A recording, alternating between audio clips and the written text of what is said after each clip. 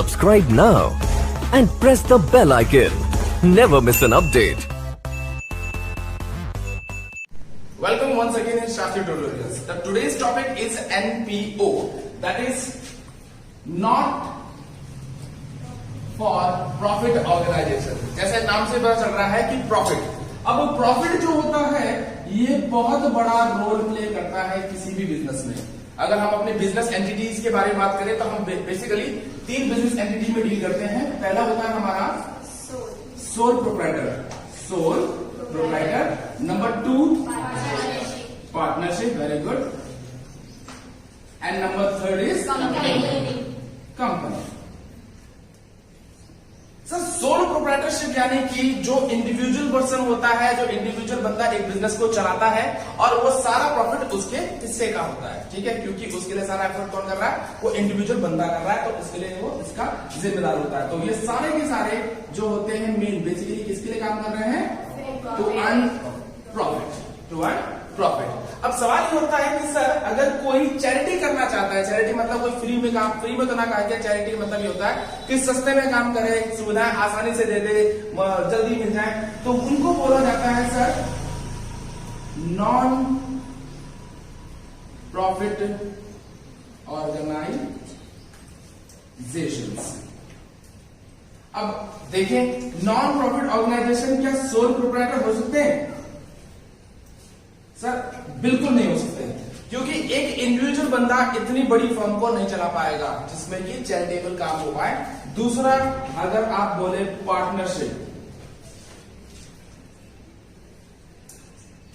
Partnership पे भी ये इम्पॉसिबल है। क्यों? उसकी डेफिनेशन से पता चलता है, partnership is that in which 2 or more than 2% combine together set a legal business and to share profit and loss equally। तो यानी सर इसमें क्या आ रहा है, प्रॉफिट, तो इसका मतलब पार्टनरशिप में भी ये चीज नहीं हो सकती। अब सवाल उठता है सर कंपनी, तो कंपनी में ये हो सकता है पर अंडर सेक्शन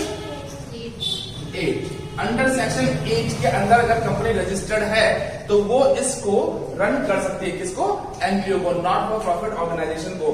पर उसमें कंडीशन ये होगी कि वो कंपनी अपने नाम के पीछे लिमिटेड या प्राइवेट लिमिटेड नहीं लगा सकती। बात समझ में आ रही है? ना ही वो लिमिटेड लगाएगी और ना ही कोई प्राइवेट लिमिटेड अपने उसके अंदर लगाएगी। इतना क्लियर हो गया? चलिए आगे देखते हैं। सपोज करो कि एग्जाम्पल लेके चलते हैं हम कि नॉन फॉर प्रॉफिट ऑर्गेनाइजेशन क्या होता है। नॉन फॉर प्रॉफिट ऑर्गेनाइजेशन क्या होता है? सबसे बेस्ट अगर मैं लूंगा तो मैं हमारा हो गया गुरुद्वारा।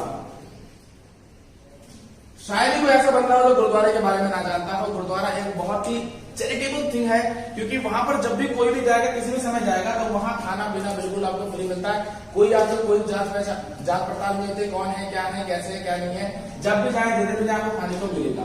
अब गुरुद्वारे में आपने बड़ा टेस्टी खाया होगा, क्या, हलवा। अब गुरुद्वारे वाले प्रबंधक क्या करते हैं, जो एनपीओ होता है, मैं आपको पहले बता दूं, जो एनपीओ होता है वो कंबाइंड अथॉरिटी से चलता है। कंबाइंड अथॉरिटी मतलब मेंबरशिप्स में चलता है।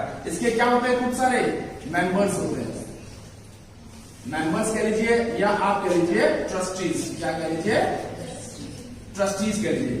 मेंबर्स या ट्रस्टीज जो होते हैं इस गुरुद्वारे के लिए कार्य करते हैं और सेवा भाव करते हैं, यानी कि क्या देते हैं, वो अपनी सर्विसेज या अपने रिलीजन को प्रमोट करने के लिए, रिलीजन को प्रमोट करने, सर्विस करने के लिए, या कह लीजिए आप वेलफेयर ऑफ सोसाइटी। इन सारी चीजों को लिए जो कहते हैं, या एजुकेशन भी कह लीजिए आप, एजुकेशन। मैं आपको एक चीज बताना भूल गया था, इसके अंदर कौन कौन सी फॉर्म्स आ जाती हैं, जैसे आपके स्कूल्स, ये एनपीओ के अंदर आते हैं। आपकी universities, Delhi university, Dehradun universities, ये सारी किसके अंदर आती हैं, एनपीओ के अंदर आती हैं। कुछ चैरिटेबल हॉस्पिटल्स भी इसके अंदर आते हैं, ठीक है। अब आप कह रहे होंगे सर स्कूल और यूनिवर्सिटीज तो सब प्रॉफिट मेकिंग कंपनीज हैं, ये तो प्रॉफिट कमाती हैं, इतनी मोटी मोटी फीस रहती है, बट डियर इसको हम नॉन फॉर प्रॉफिट ऑर्गेनाइजेशन में काउंट करते हैं, क्योंकि वो प्रॉफिट क्या होता है मैं आपको बाद में समझाऊंगा थोड़ा डिटेल में, कि वो जिसको आप प्रॉफिट कह रहे हैं वास्तव में प्रॉफिट क्यों नहीं है, ठीक है। देखते हैं, तो यानी कि जो हमारा गुरुद्वारा है वो किसी से कर रहा है, सर्विस दे रहा है, रिलीजन को प्रमोट कर रहा है, वेलफेयर ऑफ सोसाइटी के लिए कार्य कर रहा है। अब जो हलवा होता है, वो जो हलवा होता है इसकी एक रीजनेबल कॉस्ट लेते हैं। क्या लेते हैं? सपोज तेरे ले लिया मैंने कितना, 10 रुपए। अब ये 10 रुपए जो लेने का जो कारण है, उसके पीछे कारण क्या है, क्या बता पाएंगे आप? उसके पीछे जो कारण है वो क्या हो? उसके पीछे कारण यही है सर, और ज्यादा कुछ नहीं है, क्योंकि वो जानते हैं अगर ये हलवा यहाँ मिलता है तो बेटर है, अगर ये बाहर मिलेगा, आउटसाइड में मिलेगा तो कैसा मिलेगा? गंदा मिलेगा। पता नहीं किस रिफाइन में बना रखा हो, किस तेल में बना रखा हो, और बीमार भी हो सकते हैं। वो नहीं चाहते कि किसी भी कारण से हमारे गुरुद्वारे के गुडविल में इम्पैक्ट पड़े, क्योंकि इम्पैक्ट सबसे बड़ी चीज होती है। अब गुडविल तो बहुत बड़ी चीज होती है। आप कॉमर्स के स्टूडेंट है, आपको पता है गुडविल की क्या वैल्यू होती है। तो वो उसके लिए एक रीजनेबल कॉस्ट लेते हैं, 10 रुपए। अब कॉस्ट लेने का कारण ये भी है, अगर थोड़ी सी कॉस्ट रखी जाए तो पैसा खर्च करने में दिक्कत होती है। अगर हम इसको फ्री ऑफ कॉस्ट कर दें तो लोग 10 बार 25 बार कितनी बार आएंगे, तो वो भी गलत हो जाएगा। बाकी जो चाहने जिनको जरूरत है उनको नहीं मिल पाएगा। तो रीजनेबल कॉस्ट ले लेते हैं, तो उसको बोला जाता है मात्र 10 रुपए। तो उसके पीछे रीजन क्या है कि भाई हलवा तो सबको मिल जाए, अच्छी क्वालिटी का मिले, गुरुद्वारे का नाम भी बना रहे हैं, और जो इससे पैसा आएगा उसको हम क्या बोलेंगे? रिवेन्यू। जो इससे पैसा आएगा उसे हम क्या बोलेंगे? रिवेन्यू। उसे क्या बोलेंगे हम? रिवेन्यू। थोड़ा साफ लिख लेते हैं, थोड़ा सा बड़ा लिख लेते हैं, तो उसे जो पैसा आएगा उसे बोला जाएगा रिवेन्यू। ठीक है। अब लास्ट में देखा जाता है कि भैया यहाँ पर कितना पैसा आपका रिवेन्यू से आया। तो सपोज करो रिवेन्यू से आपके पास आया पूरा महीने का बना लेते हैं, महीने का दे लेते हैं, महीने का या पूरे साल का दे लेते हैं। सपोज करो रिवेन्यू से आपके पास आया 2 लाख रुपए, लमसम ले लेते हैं। और ऐसे तो नहीं है कि बस केवल उसमें रिवेन्यू आएगा, गुरुद्वारे में प्रबंधन में कई चीजें खर्चे भी होंगी, तो उसको बोला जाएगा सर एक्सपेंस। एक्सपेंस हो गए आपके 1,50,000। अब जो बाकी बचा 50,000, इसे क्या बोलेंगे हम? प्रॉफिट। प्रॉफिट नहीं बोल सकते, इसको बोलेंगे हम सरप्लस। प्रॉफिट इसलिए नहीं बोलते क्योंकि ये जो फर्म है, यानी जो हमारा गुरुद्वारा है, जो हमारी एंटिटी है, ये किसी प्रॉफिट के लिए काम नहीं करती है। ये किसके लिए काम करती है? सर्विस के लिए। तो सर्विस से जो भी पैसा आता है, जो एक्स्ट्रा बच जाता है, उसे हम सरप्लस बोलते हैं। और इस सरप्लस को वापस हम कहाँ लगा देते हैं? गुरुद्वारे में लगा देंगे। इसको कोई भी मेंबर अपने जेब में नहीं डाल सकता है, कोई भी ट्रस्टी इस पर अपना अधिकार नहीं जता सकता। ये सारा का सारा पैसा कहाँ जाएगा? गुरुद्वारे में। एक छोटा सा एग्जांपल और ले लेते हैं हम आपके लिए, चलिए देखते हैं। तो छोटा सा एग्जांपल, सपोज करिए एक बंदा है जिसका नाम है रामलाल। रामलाल हमारी बहुत मदद करते हैं, हमारा अक्सर एग्जांपल में इन्हीं का बनता है। रामलाल ने खूब पैसा कमा रखा है, बाहर देश से बहुत पैसा कमा के लाया, तो इसके मन में एक भाव जागा। वो कैसे जागा? ये गुरुद्वारे गए, गुरुद्वारे में उन्होंने लंगर खाया, तो उन्होंने सेवा भाव देखा अपने सिख भाइयों का, तो उनको लगा यार मुझे भी कुछ ऐसा करना चाहिए कि मैं भी देश की या किसी समाज की, एक कुंबे की किसी की मदद कर सकूं। तो उन्होंने कहा इतना पैसा बढ़ा है तो कुछ ना कुछ करे। तो उन्होंने एक क्या किया? हॉस्पिटल स्टार्ट किया। और हॉस्पिटल में क्या की सेवाएं? चैरिटी में। क्या दी? चैरिटी में। यानी कि वो कहते हैं कि बस सिंपल से एक 25 रुपए की पर्ची कटाओ या 30 रुपए की पर्ची कटाओ और अपना जो है बीमारी ये सब चीज चेकअप वेकअप कराओ, इलाज वगैरह कराइए। तो अब इसका नाम क्या बन जाएगा इस हॉस्पिटल का? Ramlal charitable hospital. ठीक है, तो भाई कहा जाएगा रामलाल चैरिटेबल हॉस्पिटल। सेम वही चीज कि इससे 25 रुपए की पर्ची कटाई जाएगी। अब 25 रुपए की पर्ची से जितना पैसा इकट्ठा होता है साल भर पे, उस पैसे को क्या बोला जाएगा? उस पैसे को बोला जाएगा रिवेन्यू। और जो उसमें खर्चा होगा, जैसे जो बंदे इसमें काम कर रहे हैं उनकी सैलरी वगैरह, ये सब चीजें, दवा दारू, हर चीज का खर्चा, वो सारी चीजें कहलाएंगी एक्सपेंसेस। और अगर पैसा बचता है तो सरप्लस, और नहीं बचता है तो उसे बोला जाएगा डेफिसिट। बात समझ में आ गया इतनी? चलिए थोड़ा सा इसको हम और डिटेल में करते हैं। ठीक है, चलिए अब चलते हैं न्यूमेरिकल सेशन की तरफ। तो अब हम इसकी बात करेंगे फाइनल अकाउंट्स की। किसकी? Final accounts. फाइनल अकाउंट्स अगर हम करें, एक होता है हमारा ट्रेडिंग और दूसरे होते हैं हमारे नॉन ट्रेडिंग। ट्रेडिंग किसका मतलब होता है कि भाई the firm which are working for the profit, जो किसके लिए काम कर रहे हैं? प्रॉफिट के लिए, और ये नॉट फॉर प्रॉफिट के लिए, यानी कि एनपीओस, नॉट फॉर एनपीओस। ये हो गया हमारे एनपीओस। क्लियर है सर? और ये हमारे हो गए प्रॉफिट, यानी कि जिसमें पार्टनरशिप आ गई, सेल्फ प्रोप्राइटरशिप आ गई, या हमारी कंपनीज आ गई। तो इनके जो फाइनल अकाउंट्स बनते हैं, वो फाइनल अकाउंट्स कौन कौन से बनते हैं सर? एक बनता है इसका टीडी, जिससे हमें क्या मिलता है? थोड़ा सा बड़ा लिख लेते हैं, दिक्कत आती है। ये हो गया हमारा टीडी से जो मुझे मिलता है, वो मिलता है मुझे ग्रॉस प्रॉफिट। और दूसरा बनता है सर हमारा पी&एल अकाउंट, इससे मिलता है मुझे ग्रॉस नेट प्रॉफिट। और तीसरा बनता है सर हमारा बैलेंस शीट। अब जरूरी नहीं कि टीडी से हमें केवल ग्रॉस प्रॉफिट ही मिलेगा, ग्रॉस लॉस भी मिल सकता है, नेट प्रॉफिट के बाद नेट लॉस भी मिल सकता है। पर हम पॉजिटिव सोच लेके चल रहे हैं कि भैया हमने अगर बिजनेस स्टार्ट किया तो प्रॉफिट ही आना चाहिए। क्लियर है आपको? ठीक है। अब ठीक इसी तरीके से यहां पर भी हमारे 3 अकाउंट बनते हैं। पहला बनेगा हमारा sir receives and payment. Receives and payment में क्या आता है हमारा sir? All in flow and outflow of cash. दूसरा आता हमारा इनकम एंड एक्सपेंडिचर। इससे क्या पता चलेगा? Deficient and surplus. क्या पता चलेगा? Deficient and surplus. और बैलेंस शीट तो आपको ऑब्वियस है कि बैलेंस शीट होती है। क्लियर है सर? अब एक चीज और बताना चाहूंगा आपको, receives and payment it is totally based on cash. It is totally based on cash. In another word, we can say that the receipt and payment is the total summary of cash book. It is the total summary of cash book. और cash book को आप 11th में अच्छे से पढ़ चुके हैं। Cash book में क्या होता है सर? अगर ये मेरी कैश बुक है तो यहाँ पर आएगा मेरा सारा रिसीप्ट और यहाँ पर आएगा सर सारा मेरा पेमेंट। यानी जितना भी पैसा आएगा उसे किया जाएगा डेबिट और जितना भी पैसा जाएगा उसे किया जाएगा क्रेडिट। क्योंकि हमारा रियल का रूल क्या कहता है? Debit what comes in, credit what goes out. Clear है मामला? और एक चीज और बताऊंगा, क्योंकि मैं रिसिप्ट एंड पेमेंट को इलॉबरेट इसलिए कर रहा हूं कि अभी मैं आपको रिसिप्ट एंड पेमेंट ही सिखाऊंगा। तो रिसिप्ट एंड पेमेंट हमारा पहला हो गया सारा कैश बेस्ड है। इसमें क्या होता है? Inflow of cash and outflow of cash. तो डेबिट क्या कहता है? डेबिट व्हाट कम्स इन, तो all the cash entry which is received that will be entered in the debit side, and the whatever money we are making the payment for the other person, so that will be credit. अब इसमें दूसरा non cash transaction, non cash transactions. कोई बताएगा non cash transactions कौन सी होती है? Very good, depreciation और prepaid,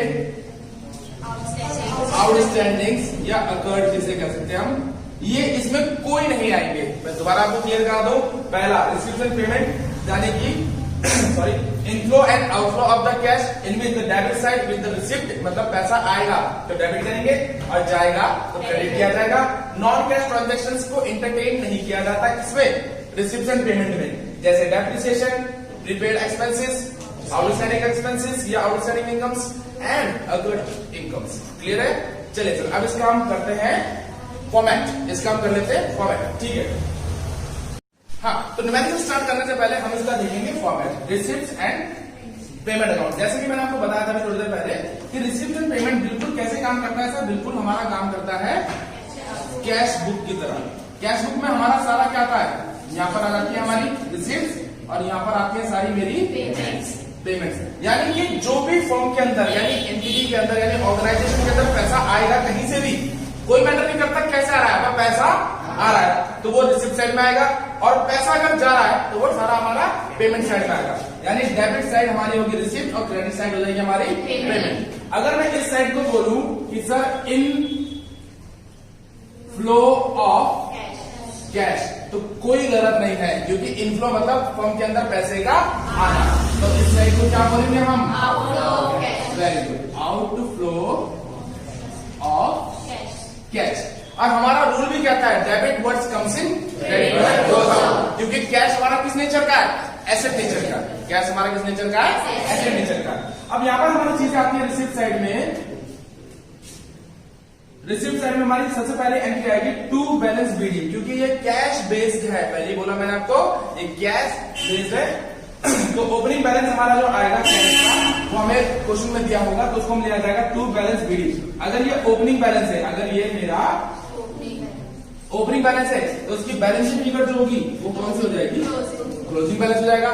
ये मेरा ओपनिंग बैलेंस हो गया और ये मेरा क्लोजिंग बैलेंस हो गया। अब इसमें बेसिकली दो चीज दे रखी है, एक दे रखी है कैपिटल रिसिप्ट और एक दे रखी है रिवेन्यू रिसिप्ट। अब जब वही चीज हमको पेमेंट करनी है, तो कैपिटल रिसिप्ट हमारी क्या बन जाती है? कैपिटल पेमेंट, और ये हमारी रिवेन्यू, ये हमारी क्या है? Revenue payment. रिवेन्यू पेमेंट बात समझ आ रही है? Capital receipt and revenue receipt, capital payment and revenue payments. मैं थोड़ा इसको क्लियर कर दूं कि कैपिटल और रिवेन्यू में फर्क क्या है। सर कैपिटल इन नेचर का मतलब होता है ओकेजनली, यानी नॉन रिकरिंग। नॉन रिकरिंग मतलब which will happen some time. अब रोज रोज तो मैं मोटरसाइकिल खरीदूंगा नहीं, मैं रोज रोज मैं कार भी नहीं खरीदूंगा, क्योंकि ये क्या है? कैपिटल नेचर है। पर हर महीने मुझे रेंट देना है, हर महीने मुझे ईएमआई देना है, हर महीने मुझे सैलरी चाहिए या हर महीने मैं सैलरी दूंगा, तो ये क्या हो गया? Recurring in nature. ठीक है। जो रेगुलर बेस पे होते हैं वो होते हैं रिवेन्यू, जो रेगुलर बेस पे होते हैं, चाहे रिसीव हो चाहे पेमेंट हो। अगर रिसीव है तो रिवेन्यू रिसीव, और अगर पेमेंट है तो रिवेन्यू पेमेंट। और जो ओकेजनली खरीदी जा रही है या पेमेंट की जा रही है, तो वो कहलाएगी हमारी कैपिटल पेमेंट या कैपिटल रिसीव। तो ये था हमारा सारा फॉर्मेट। और इसमें कुछ खास चीजें बता दूं सर, हम बेसिकली ईयर्स को 3 पार्ट में बांटेंगे। जब बीच में आगे जो फर्दर क्वेश्चन करेंगे सब्सक्रिप्शन के, जो बोर्ड के पॉइंट ऑफ व्यू से बहुत ज्यादा इंपॉर्टेंट होता है, तो सब्सक्रिप्शन को हम 3 पार्ट में देखते हैं। पीवाई यानी प्रीवियस ईयर, फिर आता है करंट ईयर, फिर लास्ट ईयर। प्रीवियस ईयर का मतलब जो साल, सपोज करो ये साल चल रहा है मेरा 2019, तो 2019 मेरा करंट ईयर हो गया, और 2018 मेरा क्या हो गया? और आने वाला 2020 लास्ट ईयर या नेक्स्ट ईयर कह लो, लास्ट ईयर कह लो, या इसको ले लीजिए नेक्स्ट ईयर। नेक्स्ट ईयर ज्यादा बेटर लग रहा है। ठीक है, मेरी बात समझ में आ गई? एक चीज और बता दूं कि चाहे वो आपका कैपिटल रिसिप्ट प्रीवियस ईयर का हो, करंट ईयर का हो या नेक्स्ट ईयर का हो, सभी लिए जाएंगे। हमें इससे कोई मतलब नहीं है कि पैसा कब का है, पिछले साल का, इस साल का, अगले साल का। सर पैसा है ना, काट दो। और सेम वही यहां पर, चाहे वो प्रीवियस ईयर का पैसा चुकाना हो, करंट ईयर का चुकाना हो, नेक्स्ट ईयर का, हमें उससे कोई मतलब नहीं है। पैसा गया तो गया, पैसा गया तो गया। ठीक ऐसी यहाँ पर प्रीवियस ईयर, करंट ईयर और नेक्स्ट ईयर, कोई मतलब नहीं हमें। आंख बंद करके सीधा आपने इसको लिख देना है, क्योंकि पैसा आ रहा है तो आ रहा है और पैसा जा रहा है तो जा रहा है। अब सब आप कह रहे हैं कि सर हम ऐसे नहीं मानेंगे, हम तो एक क्वेश्चन इसका करेंगे। तो हम टीएस ग्रेवाल का फर्स्ट क्वेश्चन लेंगे जो अनसॉल्व है, उसको सॉल्व करेंगे। तो हम अपना न्यूमेरिकल सेशन स्टार्ट करते हैं। क्वेश्चन, अगर क्वेश्चन को ध्यान से पढ़ें तो क्वेश्चन कहता है हमारा सबसे पहले cash in hand subscription, donation, entrance fee, received, rent, electricity charge, tax, wages, salary, honorarium to secretary. Honorarium समझा दो आपको होता क्या है। ऑनरेरियम को क्या बोला जाता है? जैसे आपके सपोज अभी रिसेंट आपके सपोज कोई उद्घाटन होने वाला है, किसी चीज का, किसी मूर्ति का अनावरण होने वाला है, किसी बिल्डिंग का इनॉग्रेशन होने वाला है, तो वहां पर जो चीफ गेस्ट आएगा उसको ऑनर किया जा रहा है, तो उस पर जो खर्चा होता है वो ऑनरेरियम कहलाता है। मेरी बात समझ में आ गई? आगे कहता है कि interest received on investment painting stationery, ऐसा इसमें और कुछ नहीं है जिसको मुझे समझाना पड़े एक ऑनरेरियम को छोड़कर। तो बस अब हमने सीधा क्वेश्चन को स्टार्ट करते हैं। तो सबसे पहले आएगा हमारा यहाँ पर टू बैलेंस बीडी। कैश का बैलेंस दे रखा है, कितना दे रखा है? सॉरी 4390। बैंक का नो, तो हम खाली छोड़ देते। मैं इसलिए लिख रहा हूं ताकि आपको याद रहे कि कैश और बैंक का ओपनिंग बैलेंस यहाँ लिखा जाता है। तो अमाउंट आ जाएगी सर मेरी 4990। अब सर दूसरा देखिए, अगली कहते हैं हमें सब्सक्रिप्शन। तो सब्सक्रिप्शन मेरे लिए इनकम है, एक्सपेंस है? सर ऑब्वियस ये बात है, ऑर्गेनाइजेशन के लिए सब्सक्रिप्शन इनकम होता है, तो इसको इनकम साइड में लिखा जाएगा। तो यहाँ लिखूंगा मैं टू सब्सक्रिप्शन, टू सब्सक्रिप्शन। कितना अमाउंट है सब्सक्रिप्शन का? 37,600। मुझे इससे कोई सरोकार नहीं है चाहे सब्सक्रिप्शन पिछले साल का हो, इस साल का हो या नेक्स्ट ईयर का। अगर सब्सक्रिप्शन है 3 साल की है तो तीनों को लिखूंगा, एक लिखा तो एक को लिखा जाएगा। नेक्स्ट क्या कहता है? डोनेशन। डोनेशन मिलने क्या है? इनकम, क्योंकि पैसा आ रहा है। आप नेता ना बन जाना कि डोनेशन आप समझ रहे हो दे रहे हो, दे नहीं रहे। आप ऑर्गेनाइजेशन है तो आप डोनेशन लोगे, दोगे नहीं, तो डोनेशन आपके लिए क्या हो गई? इनकम। सोच का फर्क ना कर देना। तो डोनेशन कितनी बेटा? कितनी? 8,000, 8,000। नेक्स्ट है आपके पास एंट्रेंस फीस। ये भी एंट्रेंस फीस आप चुका नहीं रहे हो, लोग आपको एंट्रेंस फीस दे रहे हैं आपके यहाँ पर एंटर होने के लिए। तो 2, मैं थोड़ा शॉर्ट में लिख रहा हूँ, प्लीज माइंड मत करिएगा टाइम, ताकि वीडियो शॉर्ट बने, इसलिए मैं थोड़ा शॉर्ट लिख रहा हूँ। तो एंट्रेंस फीस कितना हो गया? 4,300। Next 2, rent received. Rent received है, ऑब्वियसली बात है, अगर रेंट रिसीव्ड होता है तो आपके लिए क्या है? इनकम। कितना हो गया? 5,250। 5,250। नेक्स्ट आता है आपका sir electric charges. Electric charges यानी आपने पे किए हैं तो पेमेंट हो जाएगा, तो हो जाएगा बाय इलेक्ट्रिक चार्जेस। कितना अमाउंट है बेटा? 3,440। 3,440। नेक्स्ट आता है आपका टैक्स पेड। तो इनकम एक्सपेंस है, सब पेड आ गया है तो ये आपके लिए एक्सपेंस हो चुका है। टैक्स पेड कितना बेटा? 490 रुपए। 490 रुपए। नेक्स्ट आता है आपका next salaries. Salaries income expense है, ऑब्वियस है एक्सपेंस है। बाय सैलरीज कितनी अमाउंट है? 21,500। 21,500। नेक्स्ट क्या है? नेक्स्ट क्या करेगा? ऑनरियम। तो यह आपके लिए क्या है? इनकम एक्सपेंस, ये एक्सपेंस है। ऑनरियम टू सेक्रेटरी कितना है बेटा? 2,500। 2,500। नेक्स्ट देखें इंटरेस्ट रिसीव्ड, तो ऑब्वियसली बात है इनकम होगी। इंटरेस्ट रिसीव्ड ऑन इन्वेस्टमेंट कितनी आई? 2,950। नेक्स्ट ये हमारा खर्चा हो जाएगा। प्रिंटिंग एंड स्टेशनरी कितना है? 350 रुपए। Next petty cash. क्या कहता है आपको? पैटी कैश एक्सपेंस पूरा बोलेंगे। अगर पैटी कैश है तो इनकम होगी, पैटी कैश एक्सपेंस है तो आपका खर्चा हो गया। पैटी कैश एक्सपेंस कितना बेटा? 900 रुपीज। लास्ट की एंट्री हमारी इंश्योरेंस प्रीमियम पेड। तो बाय इंश्योरेंस प्रीमियम पेड कितना अमाउंट है? 310। अब यहाँ पर हम करेंगे अपना टोटल। सर करिए टोटल कितना आ रहा है? 62,000। किस साइड का? इस साइड का? Yes sir. कितना आ रहा है सर? 62,000। 62,419। 90। और सर इधर का 62,490। यहाँ का कितना है? 29,490। और यह था हमारा 62,490। ये आ गया 0, ये 0, ये 0, ये 3 और ये आपका 33। ऑब्वियस यही आ रहा आंसर। Yes sir. एक बार हम बुक में चेक कर ले सॉल्यूशन में कैश इन हैंड। बिल्कुल सर, बिल्कुल सही आ रहा हमारा। तो ये हो जाएगा हमारा बाय बैलेंस सीडी और इसको लिख देंगे हम कैश।